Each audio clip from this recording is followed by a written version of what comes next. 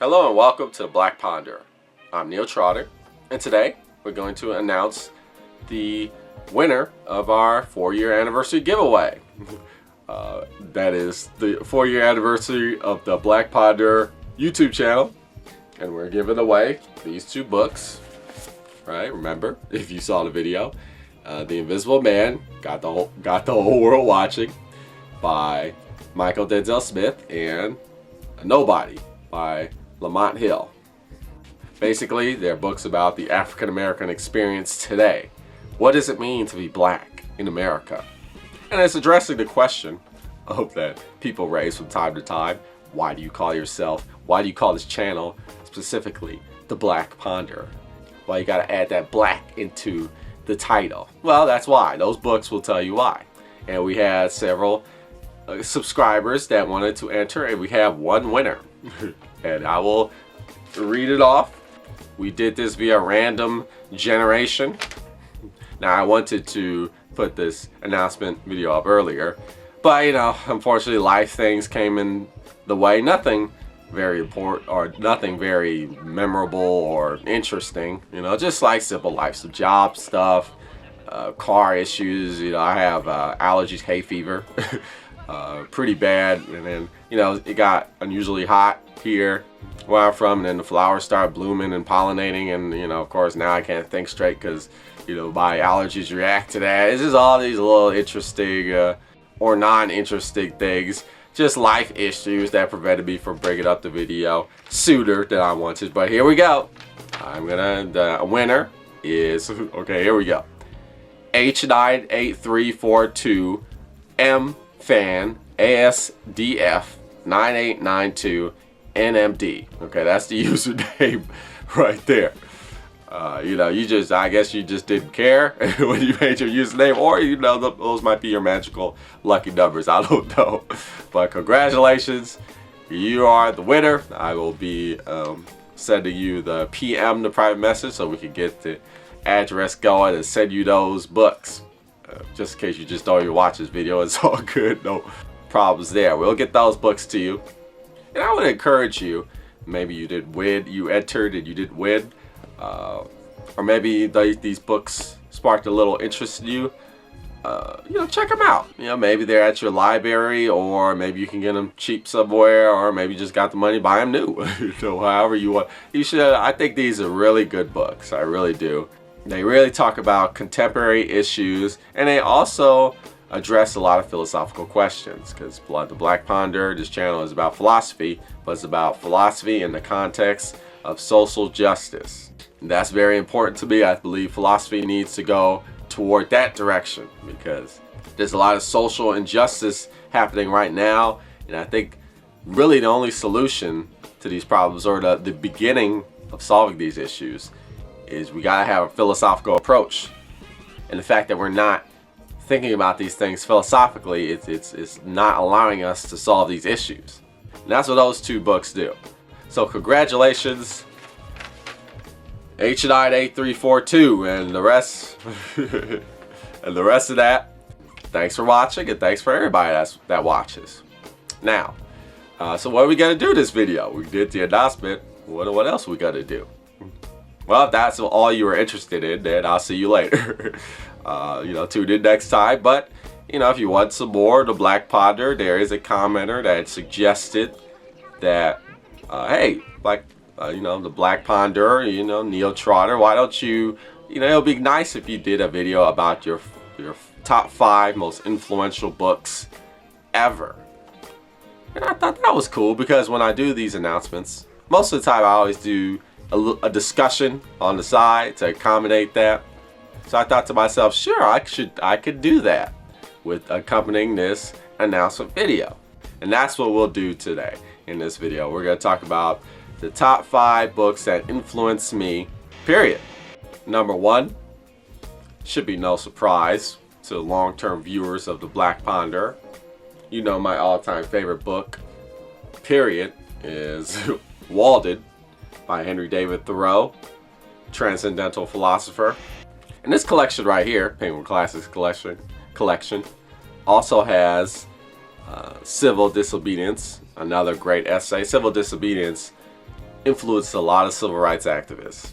But Walden, that book changed my life. It really did. It changed my life. It really did. It really influenced the hell out of me. I first read this book. I read a section of this book. It was a required reading in a college course. Philosophy, like 101. Just one of those elective college courses. Because the college system that I was going to, our university system, it's different in different countries apparently, from what I gather. For example, college and university are different things in different countries, interestingly enough.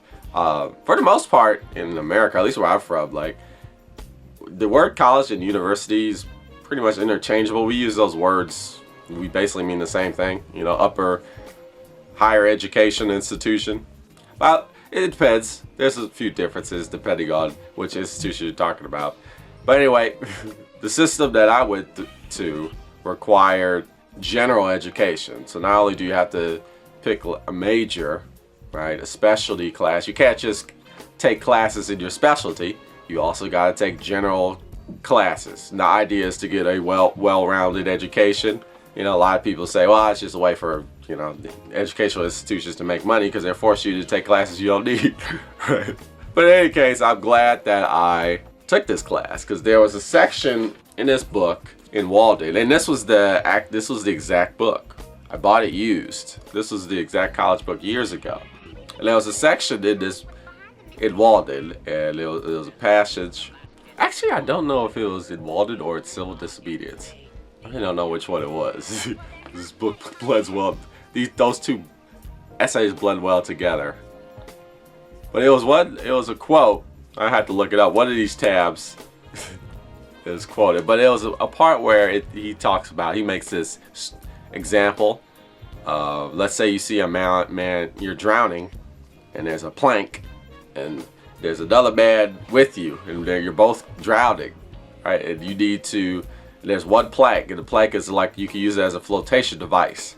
So how do you do it? Because the plank can only support one person. If two people grab on it, you sink down, and you both drown. But if only one person can grab onto that plank and survive.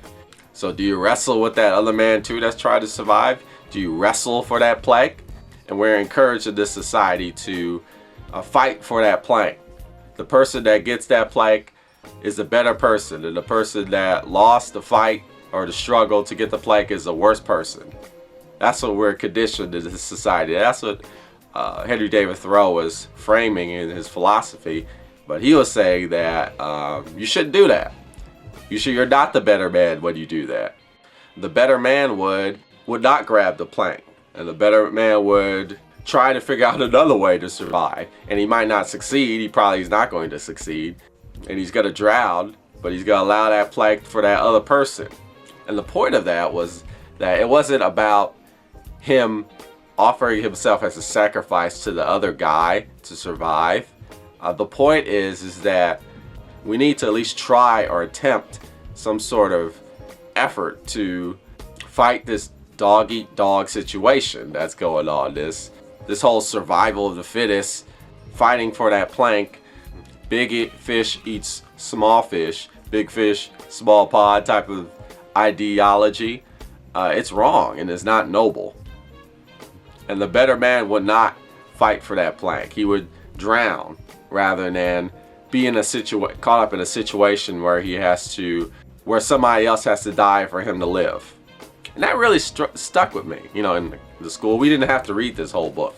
We did not have to read this whole book. But that passage, we talked about that passage in class, and that really stuck to me because it was just, I don't know, to me it was just a foreign concept because, in this world you're taught like, yeah, there are situations where it's either you or it's the other person, and you gotta watch out for you, and you gotta take care of yourself before other people. That's very important, and sometimes you have to do that. But Walden, in particular, Henry David Thoreau's philosophy, no, that's not life. That's not a rewarding or fulfilling life, and living like that is detrimental to your spirit. And you are a better person if you reject that type of way of life. If you reject that frame of society. And that really stuck with me. And so then Walden goes it further into saying that, okay, so if you choose to not take that plank, you can't say, oh, woe is me, I'm a martyr, I'm going to die now. No, you got to figure out another way to survive. And that's hard, right? Because it's almost guaranteed you're going to drown. You know, he's using this metaphor. That's what Walden is all about. It's about true egalitarianism, or like equality or social equality. It's tough because the world is not designed in that way. Civilization has not catered the world in that fashion. So it's tough. You might drown, but to live a fulfilling life, you have to fight for that alternative. Knowing that you may drown or you might suffer tremendously, you still need to fight for that alternative. It's important not to accept that style of life, that, you know, I got to exploit somebody to get what I want, and that's just the way life works. It's a dog eat dog world. No, it's not. In your struggle to refuse, that's how you become a better person. That's how you reach this form of transcendence. Transcendentalism is what this school of philosophy is about. You know, and Walden is also about, you know, don't just talk the talk, walk the walk. You know, if you believe in something, stand by what you believe in, and don't just stand by it, act on it as well, and suffer for it. There's an example of like where Henry David Thoreau, he doesn't believe in what the American government does, so he just doesn't pay taxes, and he gets thrown in jail for it. And he just believes, like, look, if I don't believe in this, so I'm not going to support the people who do this. And I think that's very important. It's very important because there's a lot of talk, but there's not a lot of action. Or, you know, people say one thing and then they do another one. Or, you know, it's very important to have the conviction behind what you say and really live the example of the message that you're providing people. Don't just talk the talk, walk the walk. That's what Walden is about. And I think that's a very profound message. I really do. So definitely Walden, one of my all-time favorite books. Definitely my most influential book of my life, for sure. Okay, what's the next book? Duh, right? Holy Bible, uh-oh. Religion, uh-oh. Taboo, uh-oh. Controversy. Turn off the video, turn away. Push the stop button, push the pause button. I'll see you later. No. If I got to tell you that if you don't accept Jesus Christ as your Lord and Savior, you're going to burn in hell, no, I'm not going to do that. I'm not going to do that. But you know, if you're into talking about Jesus or theology or Christianity, I'm open. Just send me a message. But why is this the most influential book of my life? Well, it taught me, I read very critically. I read very critically, as you might notice. I put a lot of post-it notes. I highlight the books. I write in the margins. You know, I always got my highlighters, my sticky post-its, and my pencils with me when I read. I read very critically. Why do I do that? Well, it's because my experience reading this. I was very lucky because I grew up in church, and I had a very, very good pastor. Very good pastor. This pastor was not just a pastor. He was a theologian. Okay, he was a theologian. He was a philosopher, right?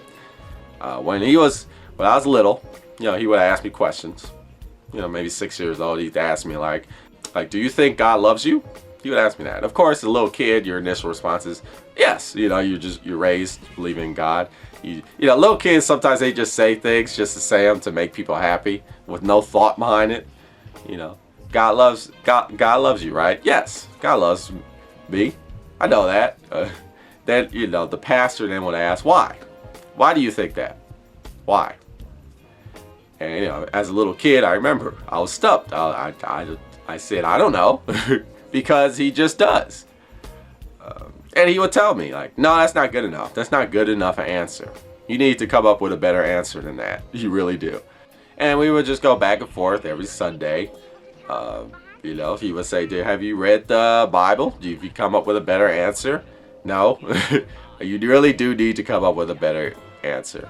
I come from, I'm under the Lutheran denomination of Christianity, which is one of the most popular denominations in America, I believe, and many other European countries. I know it's one of the most popular Protestant denominations. I don't know if all Lutheran churches do this, but I know a lot do. They have this thing called confirmation class, where when you become a teenager, if you grow up, you start off little in the church, you grow up. When you're a teenager, and I did this when I was 14, you take this thing called confirmation class. It's like a 2-year course around approximately, and you go to church every week, and you really study the Bible. You actually read it. You read the Bible cover to cover, and you talk about it. And the pastor is the one that administers the class. And you read this, but I started when I was 14 years old, and we would be reading this text. And you would come across things you didn't understand, things that seemed to be contradictory, paradoxes, things that you didn't even agree with, things you thought were archaic, right?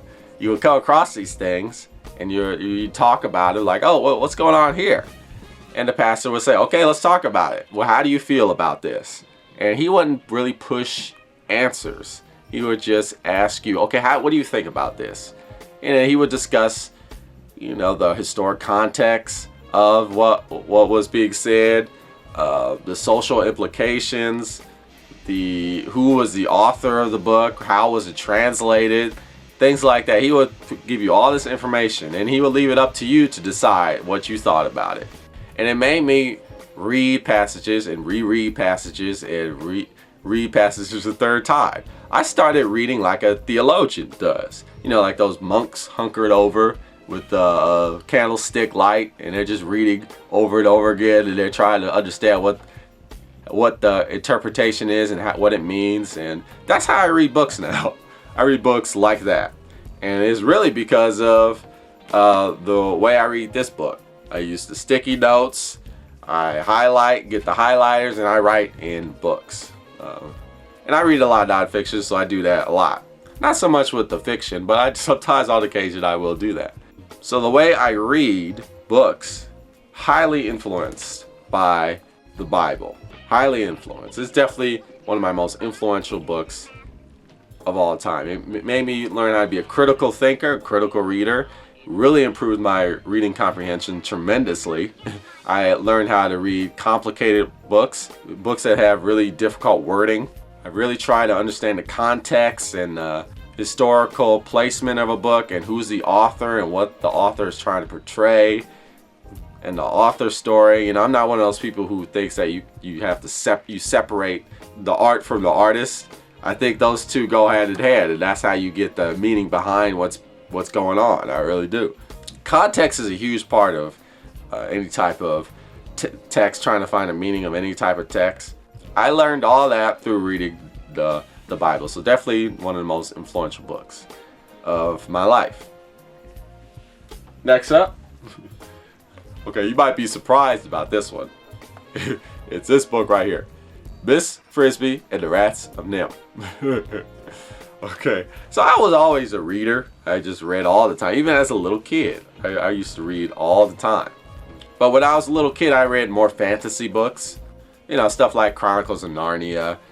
And a lot of like middle grade books like Charlotte's Web, or Charlie and the Chocolate Factory, or Willy Wonka and the Chocolate Factory, Watership Down. Middle grade fantasy books like that with a lot of talking animals. I was really into the talking animals. That tickled my fancy. I'm also like a 90s kid, and during the 90s, Disney was going through its what they call their Renaissance period, where they started getting really good again. If it started with The Little Mermaid, went all the way to The Lion King. I don't know. It's probably just a few movies after that. Also during that time, they were re-releasing a lot of their old stuff that didn't really make it commercial-wise in theaters. They're releasing them at the home video cassette format, and that's how they were making a lot of their money back. So they were releasing a lot of like these talking animal fantasy stories, like The Rescuers, or even they had TV like Chip and Dale's Rescue Rangers, all these mice. And then they had this other company, a lot of other production companies that are doing the same thing. Stuff like The Land Before Time. I don't remember that. little. I love that stuff. Let's see, An American Tail, Fible Goes West, and then they had this story right here, Miss Frisbee and the Rats of Nim. I got, this isn't the edition I read. I read a book that was like the movie version. It was called The Secret of Nim, and it had like little movie pictures. Oh, this actually has pictures in it too. It's very, I love it when books have pictures in them. So this has pictures in it too. But the version I had still images of the movie, and the movie was The Secret of Nim is known for having extremely good animation and extremely good art and illustration. And those pictures in that book really captivated me. This story captivated the hell out of me when I was a little kid. It just took me on a ride. I mean, it's about this mommy who has to save her children. I think she has to find medicine. It's funny, I don't remember specifically, but I remember most of it. She has a sick child, Timothy, and she has to find medicine for her sick child, and she also has to save her other children too. And she goes on this crazy adventure, and she goes through a lot of hardships and turmoil and suffering to get to save her children. And I was along for the ride. It's very fantastical. The movie is it adds more mysticism to it. It's magical. This one, the original book is more realistic and more scientific, although you still have the mice who are talking to each other, so how realistic is that? But I just remember being so captivated and enjoying the fantasy of what was going on, and I was really passionate reading these books, reading this book in particular. And I think this book influences me tremendously because before this book, I wasn't as passionate about reading, and this book really got me passionate into reading just books in general. And I still, when I pick up a new book, I have that passion that I really do enjoy reading a lot. It's very, even the boring nonfiction books, I'm along for the ride. Take me on a journey, take me on an adventure, even if it's a philosophical, theological, existential, whatever adventure. Take me along for the ride. And all started with this, once I read this book, I started giving myself up to the whole process of taking me away to the fantasy. So the next book, I actually don't have a copy of this book, which is a shame because it's very good. But after a while, like in middle school, I think it was, when I first became an adolescent, I kind of fell off reading a little bit. Stopped reading as much. I guess I kind of grew up and got out of that phase of liking the talking animals. Right. So I kind of lost it for a while. But in school, in my school system, we had this thing called silent reading, where they actually just dedicate 1 hour. Everybody can't talk. You just completely silent. All you're doing is reading. You read for an hour. And they dedicate 1 hour in the school time for you to do that. Great thing to do. I don't know if they still do that. They should. I don't know how many school systems do that, but that's a good thing. And during that time, I read this book right here, John Steinbeck of Mice and Men. I always heard about this book, but I never read it, and I didn't know anything about it other than it was very popular, and it's very short. It's actually a novella. I guess that's what it's considered because it's very short. But I read that book, and damn. That book is a roller coaster ride from the start to the finish. There's just all these things that happen. There's these plot twists, and you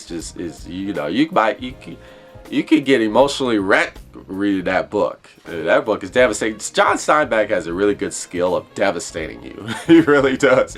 If you're into his writing style, he can take you on an emotional roller coaster ride. And I just never thought that, before reading that book, I never thought that a book could impact you that in such an emotional way. About characters that, you would think you couldn't relate to.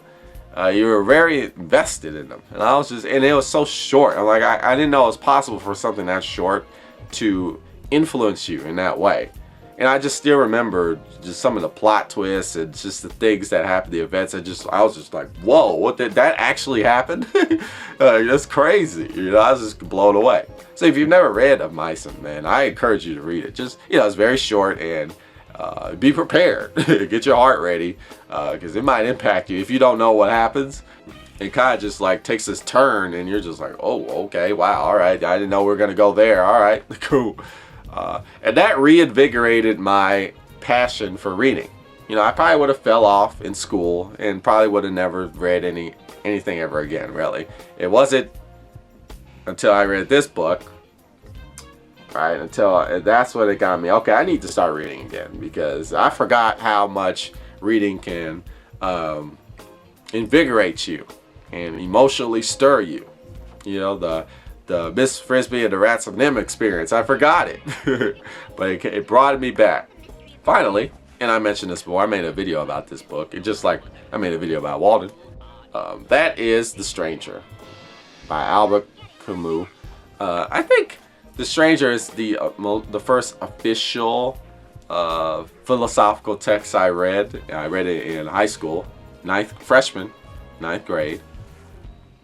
And a teacher recommended me I read this book because he was noticing I was reading. The Bison Man got me reading again, and I was just picking up books like crazy. And he noticed that, and he was like, "Oh, you should read this book. Just read this. During the silent reading, read this book." And I read it, and it was the first time I actually, had a philosophical discussion with the teacher, who he had very strong opinions about The Stranger. And I didn't get it at first. I was reading it and I just was like, what is the point of this? It was just so straightforward, and the characters were just so dry, I thought. But it wasn't, the book really, in my opinion, it wasn't about the character development. It wasn't really about the plot. It was about the message behind what was going on and the philosophical theme of the book. That's what the whole book was about. That's the first time I read a book with just the whole intent behind the book was the philosophical theme, the message, what it was trying to communicate to you as a reader. Not so much about the plot, the characters, the story. That really wasn't front and center in The Stranger. And that made me interested more in philosophy. And it made me more interested in books that dealt with the theme or a thesis or some sort of message they're trying to convey or communicate. I started getting more into nonfiction actually because of The Stranger, because thought to myself, oh, books can be more just about, a plot twist, a climax, a conclusion. Nonfiction books could be just as captivating, and they are, to me at least. So The Stranger got me into reading philosophical books on a regular basis. Really, that's what it really got me to do that. And it is definitely one of the most influential books I've ever read. It's too bad I don't have the version that I originally had in school, but that was the school's copy. I think it had a picture. It had the French picture of like the guy. I think there was like two people on the front cover. I'm not sure. No, I think it was one guy. I like the front cover. I like really boring front covers. I don't know why. I wish I had that version. I heard that that was the original, that version was like the de facto version for a very long time. That edition, that edition was the de facto edition for years and years and years. And finally this, I think Vintage came out with this version, and now this is what most people read nowadays. But there you have it. The 5 most influential books of my life, period. They have shaped me, shaped the way I read, and shaped the way I intellectualize, the way I engage in civil discourse, the way I critically think about things. They are really the foundation of the Black Ponderer. And on that note, that's what you've been watching, the Black Ponderer. Tune in next time for more philosophical thought.